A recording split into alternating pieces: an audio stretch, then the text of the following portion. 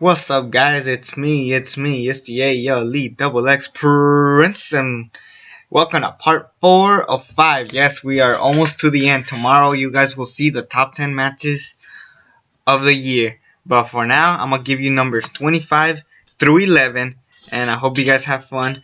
Coming in at number 25, Jay Lethal versus Lio Rush from Supercard of Honor. Wow, I have no idea who Lio Rush is at the time.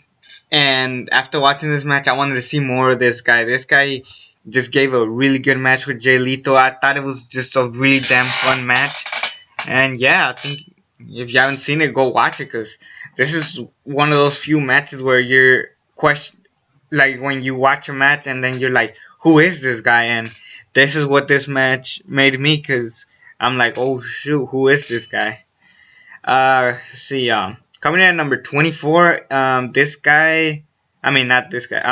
match usually would be a lot higher, but for me, there's like 23 more matches that were much better. But coming in at number 24, Tomohiro Ishii versus Katsuyori Shibata from Wrestle Kingdom 10. Yes, shocker that this match is really low, but some other matches hit me more. And this was a really good match. I would understand why. And it was mainly like a bunch of kicks from Katsuyori Shibata, and he beat Tomohiro Ishii, and it was a really good match. Really different match out of New Japan Pro Wrestling. I think it was like a different style, which worked. I really enjoyed the match. Coming in at number 23, Kota Ibushi versus TJ Perkins from the Cruiserweight Classic semifinals. This was the best match out of the semifinals and the best match of the Cruiserweight Classic, because we all predicted Kota Ibushi to make it at least to the finals, but TJ Perkins beat him, and it was like a shocking move on him, and I was like, oh shoot, what's next for him? Like, yes, TJ Perkins wins. I'm like, oh, he might actually win this thing. Turns out he actually won it, but holy shit, he beat Kota Ibushi. Not just that, made him tap out, because Kota Ibushi at the time was the MVP, and that's what made TJ Perkins a bigger star, and it made him more respectable in the Cruiserweight Classic, especially now that he won. It was a really good match, and if you haven't seen it, you should definitely go watch it. Coming in at number 22, The Miz and Dolph Ziggler from WWE No Mercy. Yes, this was a really good match. Why didn't it main event? I will never know, but Miz and Dolph Ziggler told a really good story, and that story just carried on to this match, and it was the best match that these two guys could ever have. Maybe their best match ever. Think about it. What other match that Dolph Ziggler had where you actually felt concerned, or what was the best Miz match where you felt concerned? Granted, the Spirit Squad intervened kind of killed it for me, but I'm fine with it because the match was still good and it told a good story.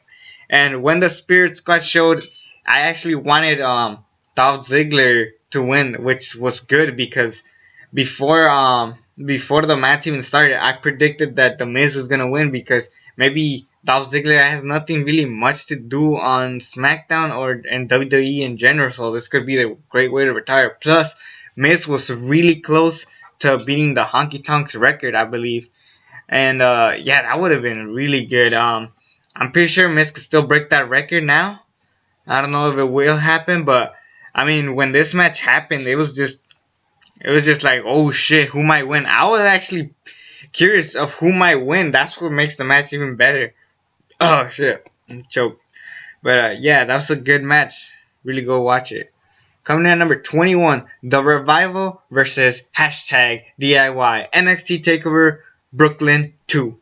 Yeah, this is the beginning of taking DIY serious and The Revival, because this is the beginning of what was great tag team wrestling. This was a really, really good match. I enjoyed the fuck out of this match. Johnny Gargano and Tommaso Ciampa basically took guys that fought each other in the Cruiserweight Classic, and you would predict that these guys would turn heel on each other eventually, and they didn't. But you know, Johnny Gargano tapping out to The Revival, it made sense for the story because he was still injured due to the Classic. It was all out good story, good match, and I mean, this is nothing compared to a match that we'll get to much later in the list. Maybe not even this video. Ooh. Coming in at number 20, Kazuchika Okada versus Naomichi Marufuji from New Japan Pro Wrestling's King of Pro Wrestling. Naomichi Marufuji is a guy I've never heard of, but after this match you want to see more of him. This was a really good match. I remember when I reviewed the match, I was just shocked on how different this match was. You expect Naomichi Marufuji to be similar to Hiroshi Tanahashi, or they were gonna have a different style. It felt so different and unique, and that's what I liked about this match. Another one of those matches where you're wondering who this guy is and you want to see more of him. That's what made the match even better. Coming in at number 19, Dean Ambrose versus AJ Styles from WWE's TLC, the TLC match. This match was a little long and it picked up really good. I know that AJ Styles ripped his tights and that led to a botch, of course. Also, the crowd, like I said, the crowd was shit throughout the show, but this match was like the only match that they really cheered for, and it was really good. One of the best TLC matches I've seen in a while. Think about it. We haven't seen a great TLC match like this since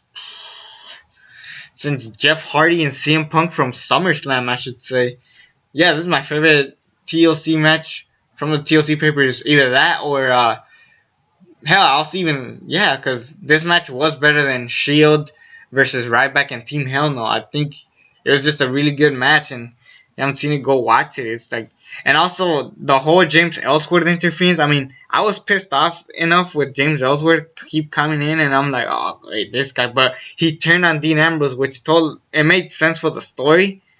And yeah, I thought it was a really fun match. I mean, at this point, it wouldn't matter how this match is gonna end up because you really love both guys. But AJ Styles wins, and now we're curious to see what's next for him. Coming in at WrestleMania, possible Samoa Joe or something. Yeah. Coming in at number 18, Adam Cole versus Kyle O'Reilly from ROH's Final Battle. Yes, you're actually pretty shocked. This match is pretty high, but I really enjoyed it simply for the fact that Kyle O'Reilly finally won the championship. If you've seen any of my videos where I talk about Kyle O'Reilly or Adam Cole or Jay Leto or whatever, or ROH in general, you always hear me talking about how Kyle O'Reilly should be the ROH champion, and the following year he could be like the Bryan Danielson of the ROH, because Kyle O'Reilly and Bryan Danielson, not only do they look similar, but they wrestle in a similar style. So it would make sense for like Kyle O'Reilly to have his own year, like when Daniel Bryan, aka Bryan Danielson, he had his own year, like the year of the dragon, people call it, in 2006. 2017 could be the year of Kyle O'Reilly, another dragon, you could say. Yes, Kyle O'Reilly is going to be a huge star in ROH, and I hope that it just goes really good for him. It's going to be a lot of fun. Coming in at number 17, the Triple Threat Women's Match from WrestleMania 32. Charlotte, Sasha Banks, Becky Lynch nailed it at WrestleMania. Yeah, people are shocked it's this high, but I can't deny that this match blew me away, not only because it was the first great women's match in years in WWE, but because this brought literally the revolution of the women's champion, the way we see women's wrestling now. And the women's championship debuted in this show.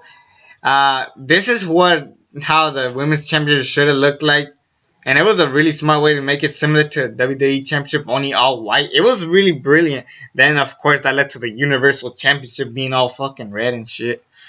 But yes, besides that, this was really good, and the entrances were phenomenal. Becky Lynch had all that smoke coming out. Charlotte came with Snoop Doggy Dogg, and Charlotte came with the Ric Flair attire from WrestleMania 24. Everything about this match is great. It wasn't 5 stars. I'm not gonna deny that there were some issues with like a little botch. Also, I mean, there's so much to talk about this match. Sasha Banks giving tradition to Eddie Guerrero. It was all good. You know, the whole Ric Flair interference kind of killed it for me, but it was still fine. It made sense at the time. But yeah, I'm glad that later on, Charlotte started doing shit on her own.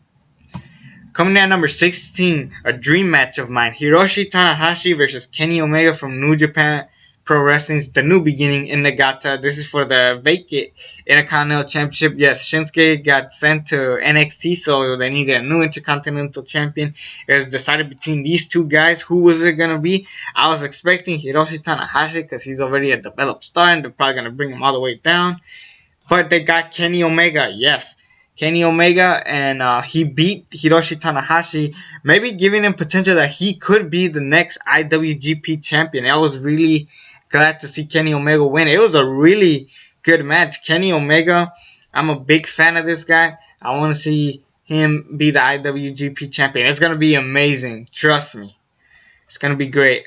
Coming in at number 15, yes, we've gotten to the top 15.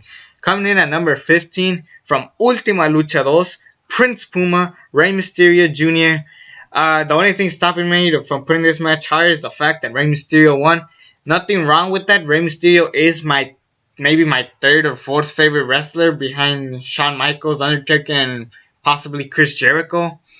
But Rey Mysterio and Prince Puma, you'd think this match wasn't going to work considering how old Rey Mysterio got in. But Rey Mysterio still got it, and Prince Puma bringing styles from Ricochet and Prince Puma. Because I always thought that Prince Puma and Ricochet would, even though they're the same person, they wrestle differently. And so I like that they brought both types of wrestling in it. And I enjoyed the match. This was a really good match. And trust me, it was the best thing out of the Ultima Lucha 2. Because even though I liked Ultima Lucha 2, there's some meh type of shit going on. But yeah, I think this show was really good. I really liked it. But Rey Mysterio and Prince Puma as the main event, rightfully so, considering that the World Championship match wasn't as great as we thought.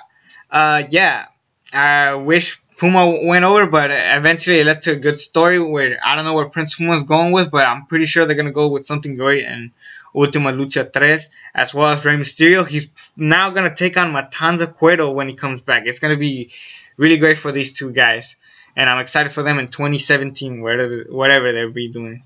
Coming in at number 14, we got the Fatal 4-Way from Extreme Rules. There's been many Fatal 4-Ways this year, but nothing will top this one.